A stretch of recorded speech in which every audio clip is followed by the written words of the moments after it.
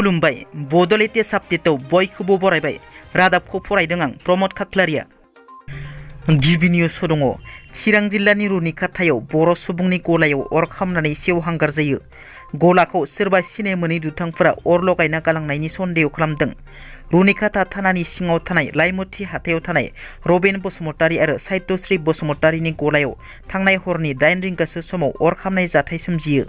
बे अर खामनायनि जाहोनाव गलानि मुवा बेसादफोरा खामनानै सेवहांगार जाजोबो।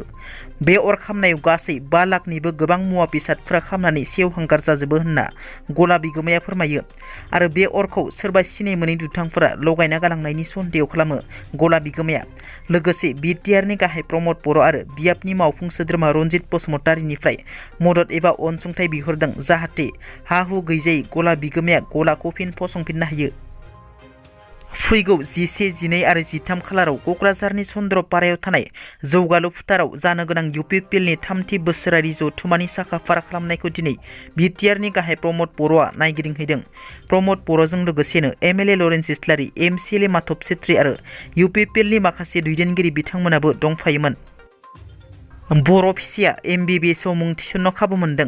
क'क्राझार जिल्लानि सेरफांगुरि नेपालपारा गामिनि थागिबि रिस्तु ब्रह्मनि फिसाजो थरायना मधु ब्रह्मआ निट आनजादआव उथ्रिसार जाना डिफु मेडिकेल कलेजाव एमबिबिएस फरायनो खाबु मोन्दों। बिथांनि जाफुंसारनाया ओनसोलनाङैनो रंजाथाइ लाबोदों। खौसेथि बर' सुबुं आफादनि 15 सान मावथि जथुमाया मैया धेमाजि जिल्लानि खौसेथि बर' सुबुं आफादनि हेफाजाबाव एसपि बड' गोजौ फरायसालि नौब्लाङाव जायो। बे जथुमायाव धेमाजि जिल्ला खौसेथि बर' सुबुं आफादनि गाहाय नेहाथारि दिपांकर नार्जारिया बाहागो लानानै बुङोदि बर' बिजोंनि फरायसालि एसपि बड' गोजौ फरायसालियाव सा 15 फोरोंगिरिफोरनि गेजेराव सा 7आ गुबुन बिजोंनि फोरोंगिरि, जाय फोरोंगिरिया बर'नि जेबो सोदोब रोङा। जाहोनाव बर' बिजोंनि फरायसाफोरा बिथांमोननि फोरोंथाइ होनाय सोदोबखौ जेबो बुजिया। बेफोर जेंनाखौ लानानै गासै 15 सान मावथि जथुमाखौ खुंफुंदों धेमाजि जिल्ला खौसेथि बर' सुबुं आफादा।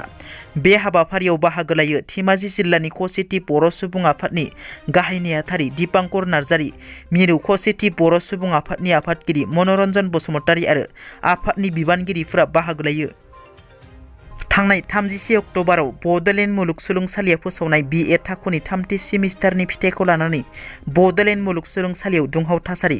दिनै बड'लेण्ड मुलुगसोलोंसालिनि लांगोनायाव एबसु आरो बड'लेण्ड मुलुगसोलोंसालिनि बेंखनाव थानाय फरायसालिमानि फरायसाफोरनि जथायै बानजायनायाव 2 घन्टा गोख्रों खुद्रिसारनाय हाबाफारि बानजायो। बे हाबाफारियावनो एबसुनि लोगो गाहाय नेहाथारि दिनेश ब्रह्म, क'क्राझार जिल्ला आसुनि नेहाथारि नबिन शर्मा, एबिएमसुनि दैदेनगिरि, क'क्राझार जिल्ला एबसुनि दैदेनगिरिफोरजों लोगोसे गुबुन गुबुन फरायसालिमानि फरायसाफोरा आखायाव प्लेकार्ड, बेनार, पेस्टुन लानानै बाहागो लायो। फुंबिलिनि 10 रिंगानिफ्राय सानजौफुनि 12 रिंगासिम बड'लेण्ड मुलुगसोलोंसालिनि लांगोनायाव भाइस चेन्सेलर लाइस्राम लाटु सिं आरो कन्ट्रलार अमिताभ बरुवानि हेंथायै गोख्रों खुद्रिसारनाय दिन्थिफुंदों। दिनैनि रादाबा एसेनोसै। नोंथांमोना जुदि आंनि रादाबखौ खोनासंनानै मोजां मोनदोंब्ला अन्नानै लाइक, शेयार आरो साबस्क्राइब खालामनो दाबाव। गोजोन्थों।